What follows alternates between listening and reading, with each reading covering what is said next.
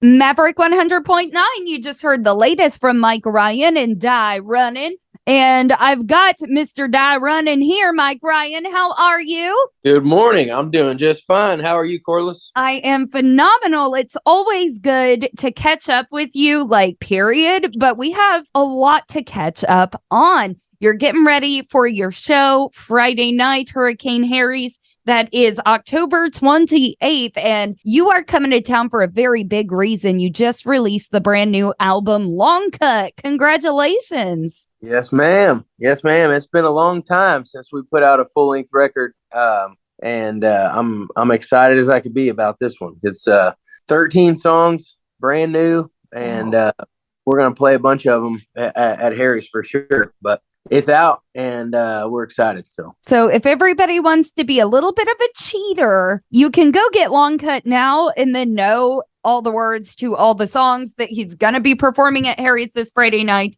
I don't know. I'm kind of excited to get to experience them live first before I have the album. Is that maybe the music nerd in me? I think that's just how I process music in general. Well, there's certainly nothing wrong with that. I've appreciated both ways. Honestly, I've most of the time when an artist comes out with a new record, I'm not going to get a chance to see them right away. And so I'll just go ahead and get the record whenever I can, just so I can listen to it. But, you know, if they happen to be coming through town, maybe it would be nice to catch the live. I've done that before, actually at Hurricane Harry's when Cross Canadian Ragweed had a CD release party there. I attended two of them. They had one on Thursday, if I remember right, Thursday at Billy Bob's in Fort Worth, or Friday at Billy Bob's in Fort Worth, and then Saturday at Hurricane Harry's. And I went to both of those shows. So that's awesome. That was for the Garage record, and that's always been one of my favorite records for that reason, because it wasn't out and to listen to beforehand. So the first time I got a chance to hear them was when they played those songs, and they started with track one and played all the way through the record. And then they played, you know, a lot of their other songs that everybody knew. But I thought that was a pretty cool way of doing things. They just had the release party, then they played it front to back live. And, you know, that's certainly a fun way to consume a record too. Yeah, like this will actually be my third album release party this year. I was able to go to William Clark Green's earlier in the year. Not the Baker Hotel one, but I was at Billy Bob's. And then Bree Bagwell, she just released one. I was at her album. I actually bought tickets to both and only ended up able to go to one, but I'm so glad that I did. So you're third on my list this year. And so I gotta get into people's heads. This is a little bit different of a show. This is very special that you only get one chance to experience with one of your favorite artists, you know? I want to know a little bit about the record, because you said that some different writing aspects have gone in on this. So are we looking at a different sound? I mean, there's definitely some different elements. There's a bit of growth, I would say. We've got some stuff that's very familiar for things that I've done in the past, but there's also, there's a few songs that were pitched to us that were just absolute slammers. And so I was pumped to be able to get a chance to record some of these songs. And so another thing that really with this record, that's been different than the ones before, is that I've just had so much more time to live with it and be in the studio and make changes and write more for it. And, you know, because we were planning on doing this, it's not this record, it wouldn't have been this record because it had to change a bunch, but we were planning on releasing a full-length project in 2020. But then, you know, the world kind of went crazy and we had to see what happened, and we went back to the drawing board and just released a few singles. But now that we've had time to really dial this thing in, I'm excited about it finally being out, for one, but also it was just really cool to be able to spend that much time with these songs and really live with them for a while and change the things, you know, that I felt like needed to be changed. And with records in the past, typically as soon as it's done, we print it and it's out, you know. So I've never really had the luxury of extra time with it. So it was cool. Although I wouldn't call it a luxury. The strange pandemic years were like not very luxurious. Right. But you are looking at it in a positive manner. There is sure. something good that came out of it, and it is this record. Yes, ma'am. Yeah. For us anyway.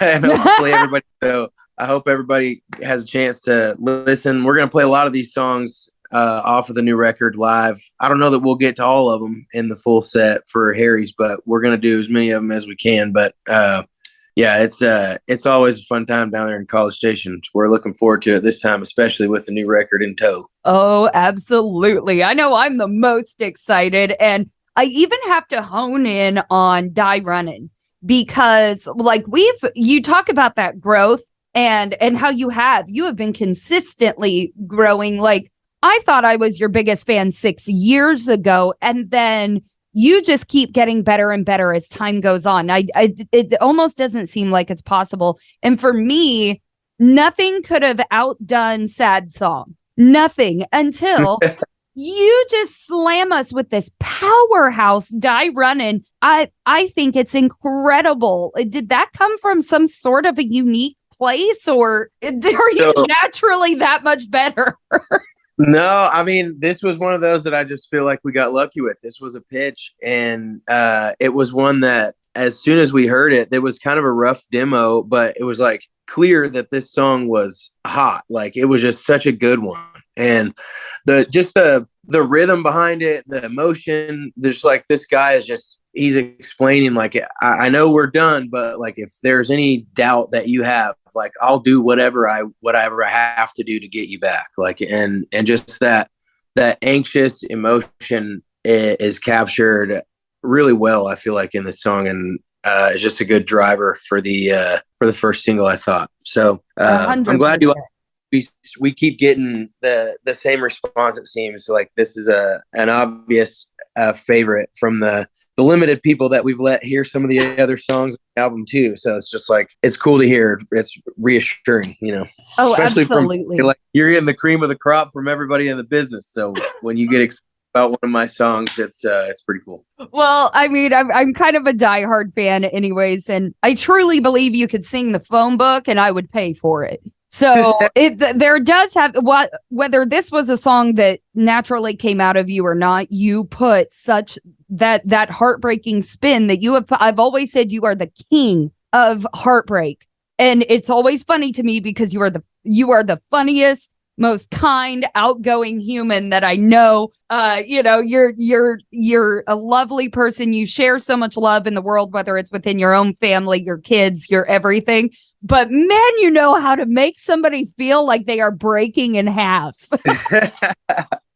Well, I've certainly been through some times like that in my life. Not recently, but yeah. Just they were my formative years. I had a few tough relationships that were, strong, good relationships, but then they fell apart. And so I was like, I learned a lot. And that was right when I was starting to figure out what I wanted to do for a living. And so I just learned how to write songs. And so it was just like all this stuff kind of came naturally. And it's, I hope I don't sing about heartbreak forever. Maybe there's got to be some times where we get some other songs, and I write plenty of other type of music too, but it just seems like the best ones are always and they're not necessarily sad, they're uplifting. Yeah. But they have to do with relationship type stuff. And so that's just, luckily we're in country music, and music in general seems to never get tired of hearing about a good or bad relationship. No. So, and it never will. If we're sticking to tradition, that's as traditional as it comes. So, well, I'm just so happy for you. I am so happy for the new album. It's called Longcut. Guys, you can get that now before we see Mike Ryan Friday, October 28th. Get your tickets now at MikeRyanBand.com. Make sure you show up early because my boys, the Chad Cook Band, are opening. It's going to be a full night of incredible country music that I'm not going to miss. You shouldn't miss it. And, Mike, we are so excited to have you back here on Maverick. Thank you for getting everybody pumped for the show. Thank you, Corliss. I appreciate it. It's good talking to you. We're looking forward to the show down there. Can't wait to be in College Station very soon. We'll see y'all then.